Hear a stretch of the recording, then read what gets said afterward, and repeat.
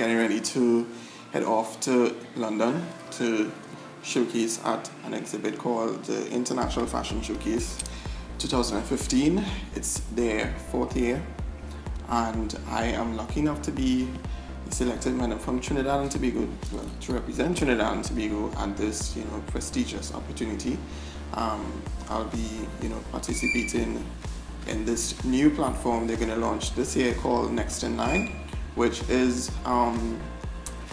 the objective is to allow these designers to have a platform, and this category in particular is, designers are able to get an intimate eye from industry professionals. Well, every year I guess they have a situated space, and they use that space and recreate it into this very well thought out presentation of just designers' work. And each country or each designer's space is represented by their culture and what their inspiration was and all of that. So you're gonna see a lot of different presentations from each country, from around the world. So it's really a spot where designers, emerging designers, and as well as established designers can come together and connect and meet a lot of industry professionals. It's put together by the British Council and the British Fashion Council in London, and every year they put together this showcase for these designers. Yeah, and it's happening during London Fashion Week. So all of that attention and energy is being put in as well into this, international fashion showcase. So it's a huge marketing, platform for these designers to have eyes on different people who coming in just for the fashion shows, and you could still, see, what the presentations are. And the things, a lot of business opportunities, a chance to see what's out there if you never, had the experience to, see a lot of designers at probably in your age or just started their careers. So it's networking, it's business opportunities. The international fashion showcase also encourages buyers and media.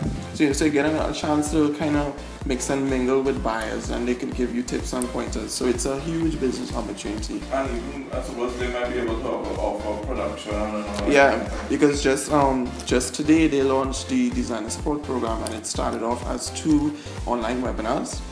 And some of the panel were founders and directors of Fashion Scout, which is a huge fashion agency that scouts these designers from around the world who has innovative ideas and collections. And what they do is that they offer them this platform, again like International Fashion Showcase, a platform where they can showcase their work and meet a lot of business people and just network. And they do offer mentoring services to these designers and help prepare them in the best way as possible. But you're the only one from Trinidad? I am the only one from Trinidad, but in 2013 there were 3 designers that went before me. They also did a presentation, I believe it was at the High Commission over there in London. So they had the opportunity to showcase their designs as well. So I guess they were still a part of the International Fashion Showcase, but they had like an intimate setting. It was a application process, and me being the only one to have been selected is just come on, it's an opportunity, Yeah. Fashion for me in my life started at a very young age. Obviously not knowing a thing about what the fashion industry, it existence in a sense. It really started off as an innocent child's play. And I guess my imagination kind of led me into wanting for the next. It started off as sketching. It started off as just drawing characters, and then younger than that. Yeah. Younger than that, just drawing characters, female characters that is. And I guess it was my mom who, was the one to introduce me to this pioneer in pageantry, Anthony McFarlane, also known as Brownie. He was the one who mentored me in my first amateur stages of designing. And after that, the Caribbean Academy soon emerged, and I was already out of high school, and went to my classes. So it was the perfect time for me to register and to be accepted. So everything kind of led into the next, from child's play, and then, from mentoring, and then to having the official training, in school, and then finishing my bachelor's degree in fashion and fine arts, And then after that, I think I always wanted to be a designer. So I think one thing led from a next, and having the understanding, I was able to see my biggest potential, and that was, I could have a place in a fashion career. And me starting my business was a means of me creating an opportunity for myself, seeing that there weren't many, for the local industry, because we're now developing, I guess. So creating this brand, it was a marketing tool for me to use to, make money, yes, and, introduce myself to clients, but still use it as a marketing tool. And I think, that direction has led me to these, different opportunities so far. How old are you now? I'm 25. Yeah, babies. Yeah. So there's time. There's time for there's room. There's room for trial and error, for all of these things. So. And you had a start with mailing, or you do have a relationship with it? Of course we do. When CFD started, we had all of these connections with designers, so we were able to get like mentorship from them and all that. And I think mailing was one of the designers that stuck true. And to this day, she's still, mentoring a lot of the young, not just designers, but people who work within the industry and just needs guidance. So she's a good, source. When I interviewed her, she mentioned you. Yeah, I mean, Mei-Ling is one of my biggest, influencers. She is an inspiration, and she's a good, motivation, and she gives us good advice. Maybe myself, I try. I mean, there's not much that you can learn from this industry, but through these designers and their experiences, and I think Mei-Ling has, played a huge, role into my development and my career. And once you understand their story, they are no different from you, so they're able to relate with everything that you're going through. And I think Mei-Ling is one of those persons who are able to share experiences and really give us that inspiration. I think what has kept me grounded is that I know my direction, and I know the things that I have to do. And I think finishing CFD, it kind of gives me more understanding of what the fashion industry is. And I think as any creative person or any individual, there's always room to learn. So I think my next focus is using these opportunities to learn about what's out there internationally. And hopefully, previous to this, I went to New York, so I've gotten that opportunity to see how the industry works, how the market and how people respond to fashion. I did New York Fashion Week. I did this very small show. Well, this organization called Fashion Gallery, and they produce a show every season for fall and for summer, and they themselves cater to emerging designers. So you get an opportunity to showcase at a much discounted cost that is reasonably priced for you to afford, and then to still have the opportunity to be exposed to media and to people and to possibly buyers. So it was a good experience, and I think it really opened my eyes to see the possibilities that are out there and see how people interact with fashion and all of that. And now this opportunity going to London, it was next on my list, and then hopefully another opportunity, or for me to kind of look forward to visiting another country, just to learn about how the industry operates and how people respond to fashion, and just being inspired. So I guess my next step is to always focus on self-development and just gaining understanding of how to properly manage and run fashion business. So well, I always try to be, no matter what, being in the first stage, I always try to encourage people. And one of the main reasons why I do what I do is because I want to show not just the designers that are graduating every year out of CFD that anything that you put your mind to, it's possible. And it took a while for me to change, because when I started CFD, I was not in this mind frame. I was still juvenile. I was just right out of high school, so I was still kind of finding myself. And I think in the latest stage, I sort of understand that, hey, no one is going to do this for you. You have to do it for yourself. And I kind of switched my direction.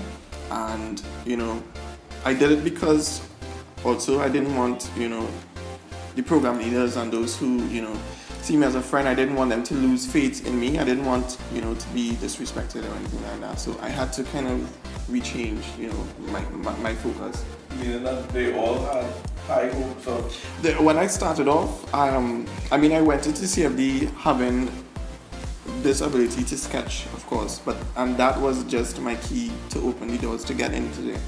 And they always saw my potential, but I think I lack with being focused, and because I think I was so self-searching, and it's only in the late stage before graduating, I started to change Yeah, like, you know, hey, time is going and you're not gonna let this pass by. I mean, I was just frustrated, just keep being frustrated, and then I had to change who I was then.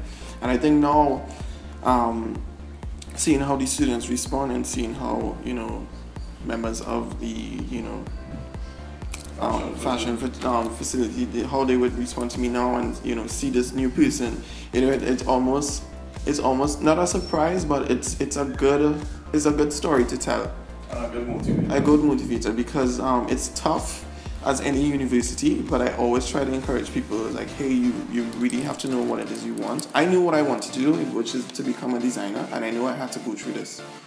You know, so I guess if it would help with other people, I always try to tell them, it's like, you need to understand why you're here and never lose sight of that, and know that there are possibilities outside of this. You know, and I always tell myself, like, Adrian, I want to always be on the top of that reference list. Like, when everything comes up, they're like, okay, we have this guy, Adrian. You know, but it's not just about trying to be into everything, it's about trying to be good enough. To be there and to be recognized exactly as being good enough. Yeah. So it took a while for me to understand that. It took hard work, which is what that, you know, process was, is for me to understand how hard it was to reach at this point. I think starting this, you know, business, again, it was creating an opportunity for myself, because even though mailing and, you know, the Peter Elias and Heather Jones and all these people were there, it wasn't still enough, I think, because they were only able to give advice and say, hey, this is what you should do and this is what you shouldn't do. But it's even different when you experience it for yourself, you know. So you could take their advice, but still, you know, put it into, fill the gaps then. And their advice is advice. Yeah, it's advice. You have to apply it. Yeah, I mean, they are, like, you could say, the champions of the local fashion industry here in Trinidad, and they have been through, you know, the early stages of development, and I think we are still, you know, in that process. And our fashion industry never took off. No.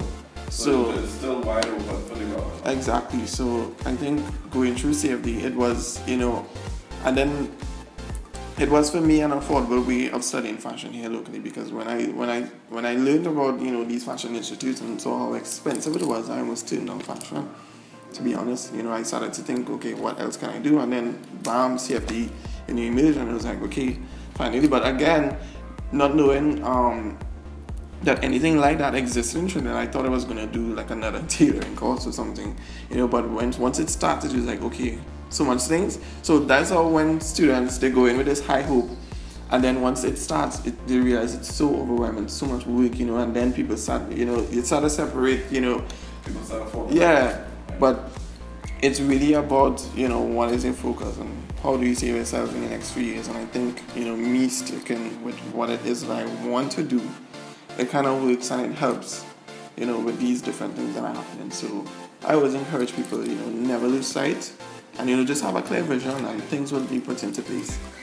Because I think as a designer, it's all about visuals, and I know, and lines and all these things, and I know exactly how I want to see things. And for me, it's all about keeping it simple, because I want people to actually focus on what it is I'm actually showing you, and not trying to mask it with so many different things. So there will always be a clean mind in my aesthetic because of that.